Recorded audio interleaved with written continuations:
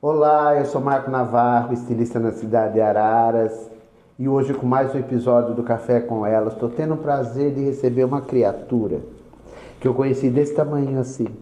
A hora que eu fui receber ali na entrada do ateliê, eu pensei, Jesus amado, eu estou muito velha. Ela falou, não, você não está velha, mas é os enfeites que dão uma disfarçada. Suzana, que delícia receber Adoro. você, meu amor. Que gostoso. Que delícia. Fiquei muito Suzana feliz. Pessotto Bueno.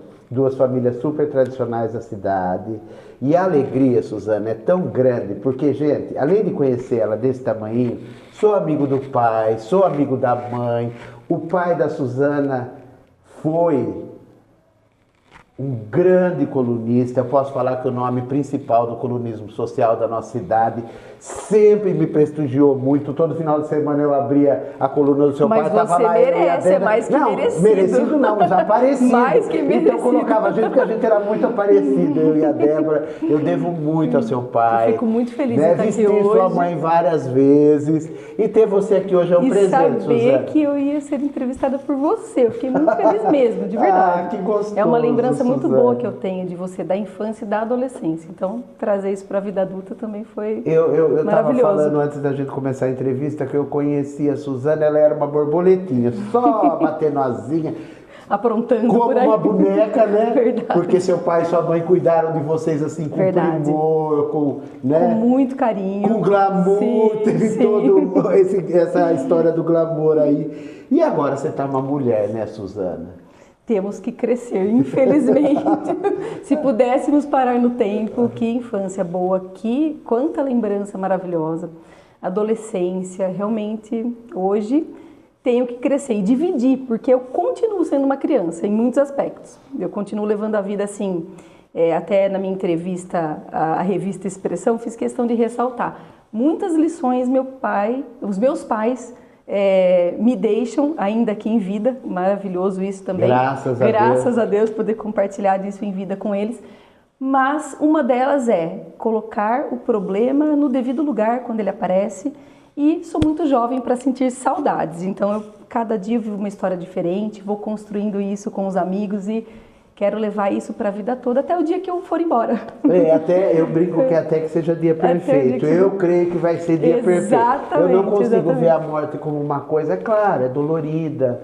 Eu falo que tem uma coisa tão atroz que é pai, mãe enterrar filho. Isso é muito atroz.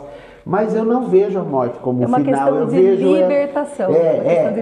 O Freud tinha uma teoria que eu gosto muito. Ele falava que o homem tem dois momentos de plenitude na vida. Eu concordo com ele. No ventre, porque não precisa de nada, tudo chega lá. A gente está quentinho, né, naquela aguinha quente. E depois na morte, toda essa luta diária pela sobrevivência, né, e sucesso. Nada mais é do que uma prisão aqui. Mas e seremos libertados um dia. O meio entre uma coisa e outra, eu falo que a gente pode escolher viver da melhor maneira possível. E eu vejo você hoje com um sorriso bonito no rosto. Você me falou que você tem 2 filhos. Fala o nome dos meninos para mim. José Guilherme e João Pedro. O mais novo. Tenho mais uma filha agora, Maria Clara.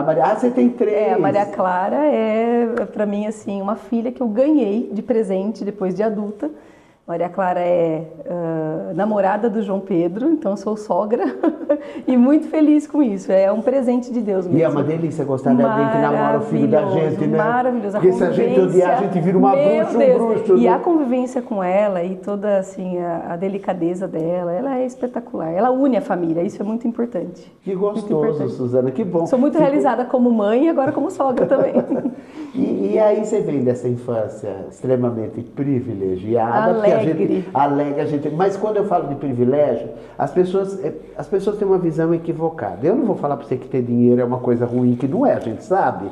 Mas tem coisas que são mais preciosas, né? Você teve um pai e uma mãe primorosos que cuidaram de você com cuidado, com requinte. Um quintal enorme para brincar. Maravilhoso. Falando, a hora que eu fui receber você, lembrei de uma casa. Suzana, o Ronaldo morou numa casa que era uma coisa tão diferente. Ele tinha uma casa, daí a Suzana falou, Marco, era assim porque era toda de madeira, tinha lareira, com uma cara de chalé. Maravilhoso. E eu lembro de estar com seu pai, com sua mãe nessa casa, eu e a minha ex-esposa Débora, e vocês correndo para lá e para cá. Então, quer dizer, isso é muito precioso, alegria. né, Suzana? Na época que a gente podia brincar na rua, abríamos a porta, deixávamos o portão aberto, Minha avó sentava com uma cadeira ali e a gente ficava brincando. Sua avó, mãe do seu pai? A mãe da minha A mãe mãe, da a sua Sônia. mãe. E era Você muito tem, divertido. a mãe do seu pai já faleceu? Todos as duas faleceram. falecidas? Isso, todos faleceram, os avós, os 4, né? O vô Rubens também, o vô Pedro também. E isso para mim foi aquela coisa, né? Eu sempre fui muito ligada aos meus avós. Gostava muito de conversar com eles, histórias da cidade, histórias de antigamente, como era o Clube Ararense na época que eles frequentavam. Então, quando houve essa perda, para mim foi bastante dolorido. Depois eu superei, porque hoje guardo excelentes lembranças daquele quintal maravilhoso da minha avó, recém-demolida a casa. Passei 30 vezes na frente para ver aquele caminhão cantando Saudosa Maloca, porque aquilo marcou demais a minha infância, e não só a minha, porque eu converso com vários primos, que são primos que a gente fala de primeiro grau, primos de segundo grau, enfim, nem existe muito essa nomenclatura, meio informal, mas que estão morando hoje fora, moram em São Paulo, tá? E todos têm a mesma lembrança. Suzana, que delícia aquele quintal. Então, realmente foi cheio de vida. E minha vida, eu falo, continua assim, porque eu continuo fazendo isso para os meus filhos. Eu tenho um quintal na minha casa, eu faço questão de pisar na grama, de ter uma árvore, de cultivar esses momentos. Não, é muito sabe, bom. Eu gosto de fazer uma brincadeira. Gente, ela tem um filho macaquinho. Eu tenho. Gente, nós estávamos no troféu, no prêmio Mulheres de Expressão, e eu estava fumando, eu sou fumante, viu? Coisa feia, mas eu sou. E a gente estava lá, assim, na saída do Centro Cultural, e ele saiu dando estrela. Eu falei, meu Deus, eu não acredito. É assim mesmo. Eu fiquei com inveja, porque se eu fizer aquilo, eu não ando. Eu cheguei em casa ontem e ele estava fazendo parada de mão, porque agora está com essa onda da Rebeca, né, as Olimpíadas, e todo mundo gostando de ginástica olímpica, e ele já gosta, sempre gostou de pular. E eu cheguei em casa e estava de ponta cabeça. Falei, Guilherme, aqui não é lugar, calma. Imagina, que ninguém consegue parar. É imparável. Mas então, eu acho que quando a criança vem com toda essa energia, ela cansa um pouco, né? Porque ele deve ter essa energia desde muito pequeno. De sempre. Mas isso não renova a gente também, renova e vem Suzana? de mim, porque minha mãe sempre falou, eu não conseguia falar com você que você estava pulando. Ou você estava de ponta cabeça, ou você estava pulando, você não parava. Vocês são em quantos irmãos? É você? 3. Eu, o Ronaldinho e a Thaís. E falar para você que adoro meus irmãos, amo de paixão. E a ligação que eu tenho com a minha irmã é muito forte. Os filhos da Thaís hoje são crianças, né? Tem o Otávio, a Laís e a Lívia. E assim, amo de paixão trazê-los na minha casa, brincar onde a gente encontra, aprontar também muitas coisas. Continuo preservando essa coisa. Falei que quando eu for vó, eu acho que eu seria uma vó incrível, porque eu adoro brincar. Ah, que adoro coisa brincar. boa. Deus abençoe que você possa mesmo ver seus netos. Essa é a minha vida pessoal, sou muito alegre assim nessa parte, sabe? De família, de unir. E meu pai gosta muito disso, minha mãe também. Eles escondem ovos de Páscoa até hoje, para os netos e para os filhos encontrarem. Então você imagina. Você sabe que eu invejo essa disposição, né? Muito Porque legal. se a coisa for me dar muito trabalho, eu falo, eu não vou esconder nada. Eu já vou logo entregar primeiro, que eu sou horrível para fazer surpresa. E ainda fazem as pistas escritas para a gente ficar decifrando. E quem consegue decifrar? Fazer isso com vocês. E faz isso hoje E faz com os isso netos. com os netos. E conosco também. Compra ovo para todo mundo, esconde. Ronaldo, você merece um prêmio. Meu pai e minha mãe, os dois. Os dois, A Ronaldo. minha mãe fez uma espetacular esse ano, que ela decorou os muffins com coelhinho da Páscoa, sabe? Fez uma coisa bem temática, a criançada pirou ali. Eu e quando eu imagino. vi, claro que, né, ela olhou pra mim e ela falou assim, pra eles, isso eu fiz pra você, porque ela sabe o quanto eu gosto dessas coisas. Ô, Suzana, e aí você passa toda essa infância, adolescência, os estudos.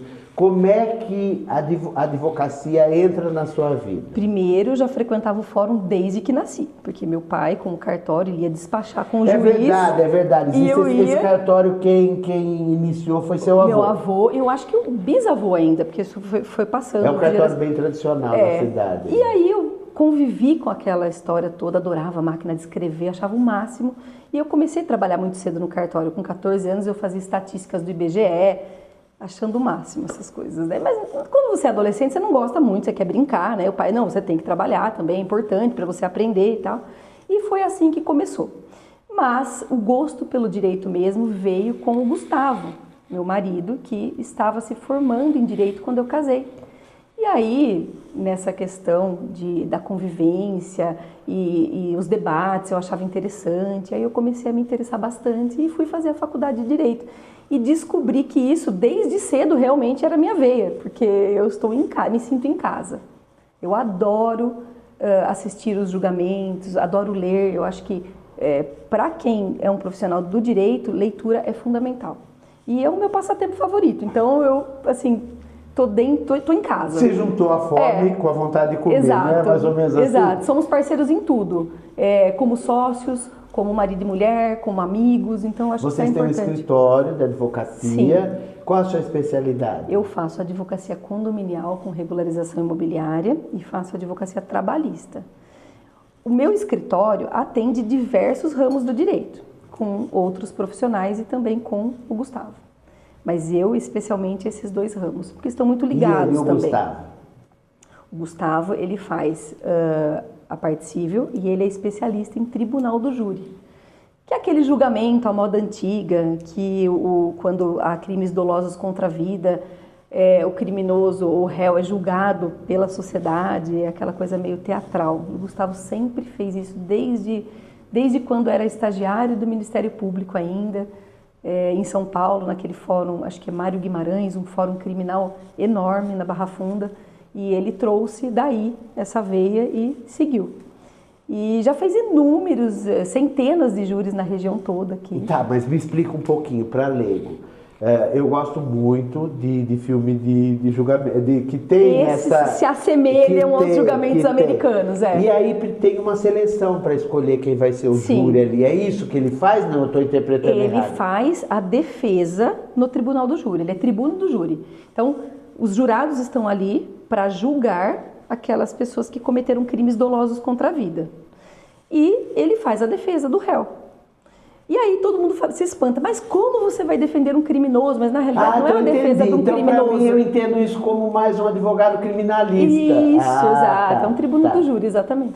Advogado Tá. criminalista. E a sociedade sempre questiona isso, mas como defender um criminoso? Na verdade não é defender o criminoso, é que a pena seja aplicada de forma justa e correta, sem os excessos. Mas as pessoas interpretam errado. Isso que você está falando esclarece tanto, eu já achava isso. Porque eu acho que todo mundo tem direito à defesa. Exato. Seja o que for. Exato. Eu acho que quando alguém condena, na minha cabeça funciona assim, quando alguém condena alguém muito rápido, julga, dá comete sentença... excessos também, né? Não, e de uma maneira muito rápida, eu falo, gente, é porque não é filho dele. Exato.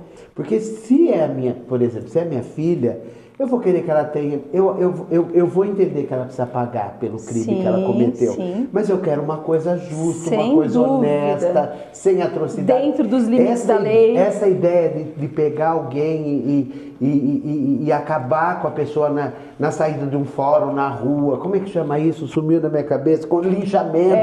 Justiça com as próprias mãos, é bárbaro, né? Vamos dizer assim. Volta a gente para uma barbárie mesmo, né? A gente volta a ser, exatamente. A gente vira um animal. Mas a gente encontra irracional. muita gente hoje que quer exercer, vamos dizer, arbitrariamente as próprias razões mesmo. A pessoa tem razão, mas ela vai exercer de uma forma incorreta, né? Então, muitas vezes a gente encontra esse tipo de comportamento.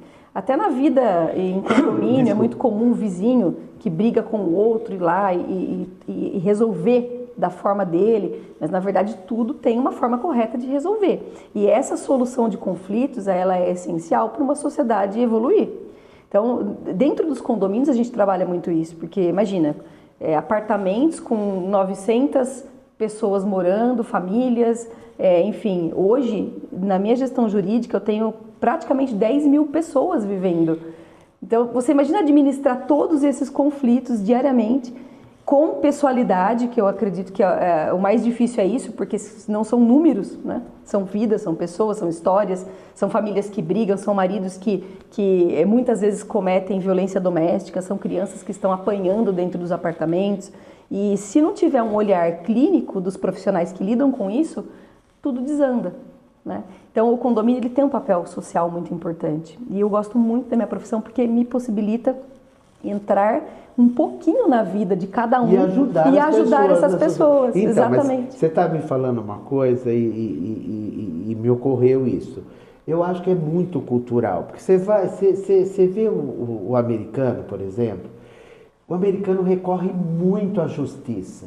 E acho que isso é cultural do brasileiro, nós não temos o hábito. Primeiro, a gente não conhece os nossos direitos. Exatamente. A gente acha que a gente pode resolver na porra. É assim mesmo, exato. E é uma loucura. Veja as brigas de trânsito que existem por aí. E a pessoa acaba morrendo. Exatamente. Eu sou uma pessoa muito pacífica, eu brinco que se eu entrar numa briga ou eu mato, eu morro, ou eu compro ou mato, ou eu subo pro morro, eu não sou de brigar. Não, Esse enfrentamento eu acho muito perigoso. Mas você buscar as soluções hoje extrajudiciais é fundamental. Então, você pode perder, sem a ajuda de um profissional, você pode perder sua vida, alguém pode assassinar um membro da sua família. Sim. E isso nos leva para um retrocesso. Exatamente. A gente volta para uma era medieval, Exatamente. A gente volta para a época dos vikings, é tudo na guerra, ferro e fogo. E o que você está me falando é isso, essa oportunidade de poder conciliar, ajudar as pessoas. E às vezes um negócio que está tão grande, tomou uma proporção tão volumosa, você chega com o seu aconselhamento jurídico, você faz aquilo ficar tão menorzinho. Exatamente, né? É essa a questão. Muitas vezes quem está vivendo o problema, ele está realmente dentro de um furacão. Aquilo para ele é a gota d'água que vai transbordar o copo. Quando nós olhamos com esse olhar clínico, nós nos afastamos do problema e conseguimos identificar o que está causando aquilo. Porque quem está de fora enxerga melhor, Enxerga melhor. E aí, dentro disso, a gente promove reuniões, ações educativas também dentro da comunidade. É muito interessante a forma com que nós atuamos. É uma metodologia de trabalho que nós desenvolvemos, mas justamente para apaziguar. Para que todo mundo vai ter que conviver com o vizinho. Quem comprou um apartamento financiado vai conviver 30 anos muitas vezes com o vizinho. Então precisamos desses mecanismos porque a comunidade tem que viver em harmonia. E é isso que a gente busca no nosso escritório, né? Com essa expansão. E também a parte de regularização imobiliária que nós fazemos. Muitas vezes sabemos hoje que no Brasil a maioria tem posse, não tem propriedade. Ninguém consegue hoje muitas vezes comprar o imóvel e já registrar o imóvel no seu nome. E fica aquela coisa irregular. Aí falece o pai, por exemplo, o filho não regulariza e passa para o outro filho e vende para terceiros assim. E nós fazemos toda essa cadeia, inventário, então, toda essa cadeia, tudo, toda essa parte de regularização imobiliária, uso capião, tudo. O escritório ele é especializado nesse tipo de ação. E nem sempre judicial, porque a maioria desses conflitos também conseguem ser resolvidos de forma extrajudicial. O importante é que a lei hoje, ela evolui com a sociedade. Então, essas necessidades que as pessoas têm de regularização também, elas são muito urgentes, né? Muitas vezes você precisa vender o imóvel e aquele imóvel que está na posse, ele tem um valor muito inferior do que o que é a propriedade. Então, a regularização, que parece ser tão distante hoje, está na mão de todo mundo, porque nós temos ferramentas para promover isso de forma extrajudicial, sem a morosidade do judiciário, que, diga-se de passagem, diminuiu bastante com o processo digital. Uma evolução tecnológica no judiciário que proporcionou maior celeridade também nos processos judiciais. Muito mais fácil. Muito mais fácil, muito mais fácil. Muito mais rápido também. O provimento jurisdicional hoje está muito mais célere do que antigamente. Isso é muito bom. Graças às audiências virtuais, aos processos eletrônicos, essa agilidade do judiciário. Então, eu estou gostando bastante. É a minha cara, essa questão tecnológica. Pelo que você está me falando, a sua área é uma área que você vai estudar pro resto da vida, né, Suzana? Todo dia, todos os dias, estudar e atualizar.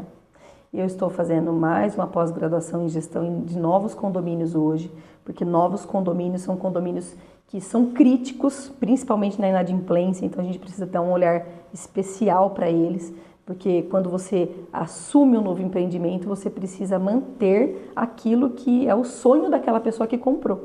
E isso é um trabalho especializado. Então hoje, nessa nova pós que eu estou fazendo, eu busco a excelência na recepção desses novos condomínios. É uma busca constante e uma atualização constante. E você é tão novinha, com toda essa carga de conhecimento, né, dona Suzana? Adoro.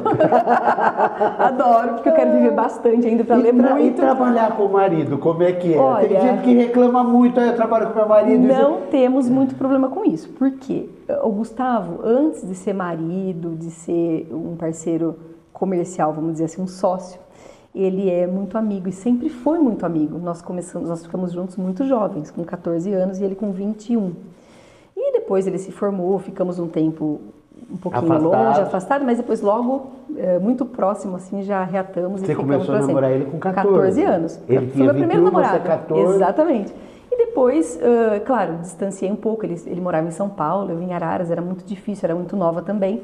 E com 17 anos nós ficamos definitivo, mas não que nós tenhamos ficado longe entre 14 e 17, de forma alguma, mas foi um pouco mais distante. E dos 17 para frente não nos deixamos mais. Então a gente se adora mesmo, como amigo, como marido e mulher, como parceiro comercial, e cada um tem o seu espaço, cada um faz a sua área. Às vezes um conflito ou outro surge ali, não, mas isso é natural, um debate jurídico de alguma coisa que ele entende contrário, eu falo não é bem assim, a gente chega a parar essas arestas ali mesmo, mas nunca tivemos problemas assim de conflitos por trabalhar juntos. E até gostamos e sentimos falta. Quando ele não está, naquele primeiro momento, fala assim, ai que bom, hoje o Gu não está, então hoje eu tô de folga, tô de folga. Não, mas depois já começa a fazer falta, ele já começa a faltar, então é muito ruim, na verdade, trabalhar sem ele. O que você está me falando me leva a entender que é essencial em qualquer relacionamento, a admiração que um tem pelo outro. Exatamente. Eu acho que quando um casal, tipo, o marido perde a admiração pela esposa, a esposa perde, o casamento acabou. Mas ele é fantástico na parte jurídica. Eu acho o Gustavo um excelente profissional. Eu posso ousar a dizer que, bom, ele é meu advogado das minhas causas pessoais, mas eu ouso dizer que ele é um dos melhores advogados daqui de Araras, porque realmente eu tiro o chapéu para ele. Parabéns. Eu tiro o chapéu mesmo. Deus abençoe você nessa carreira tão importante. E se prepara para isso. Quando ele recebe um processo novo, ele não fica preocupado. Ele parece que aquilo é natural. E essa naturalidade dele não tem preço. Porque aquilo é um estímulo, né? É um estímulo. Ele fica, olha que defesa, olha isso. Ele fica como se fosse um filho novo que chegou. Então eu acho isso fantástico. Essa alegria que ele tem no trabalho, eu quero para mim. Isso que eu aprendi com os meus pais na minha vida pessoal, eu aprendo com ele no trabalho. Eu acho fantástico isso. Que coisa boa. Que Deus abençoe seu casamento. Você sabe que nós temos um tempo. Esse nosso episódio do Café com Elas vai para o YouTube. Ele tem um tempo. Que legal. Então nosso tempo está acabando. Mas eu quero dizer que uma delícia receber você. E lembrar de você uma menininha, agora uma mulher, mãe, com uma capacidade profissional aqui que eu estou ficando super feliz de ver que você tem. Eu quero deixar então agora esses momentos finais para suas considerações, para o que você quiser. Bom, primeiro gostaria de agradecer a Revista Expressão por esse momento maravilhoso, porque isso não é só uma entrevista, é um encontro. Não, mas não é só isso, o prêmio é super merecido. Ela recebeu o prêmio Mulheres de Expressão. Eu fiquei muito feliz, né? Porque assim, é um reconhecimento que isso vem sendo trabalhado em mim há muitos e muitos anos, nessa preparação, nessa alegria com que eu vivo meus dias mesmo. Eu atendo meus clientes com muita alegria e ter esse reconhecimento para mim é fantástico. Hoje, com o meu Instagram, eu até abordei isso também na minha entrevista na revista, ele atende e atinge o Brasil inteiro. Então, eu mentoro condomínios no Nordeste, eu mentoro condomínios em outras regiões do país, na região Sul, na região Sudeste, aqui onde nós estamos, com uma amplitude que eu nunca imaginei que fosse acontecer. Então, fica aqui minha gratidão acima de tudo, né? Por todos vocês que fizeram esse trabalho maravilhoso e por esse encontro e reencontro com você, que fiquei muito feliz, de verdade. Eu fiquei feliz de ver você no dia do prêmio e hoje mais ainda. E por esse reconhecimento todo, esse carinho que eu sinto aqui, ó. Dá pra sentir a energia. Quero te dar um beijo. Um beijo. Obrigado, muito obrigada por tudo. Foi uma delícia ter você aqui. Adorei também.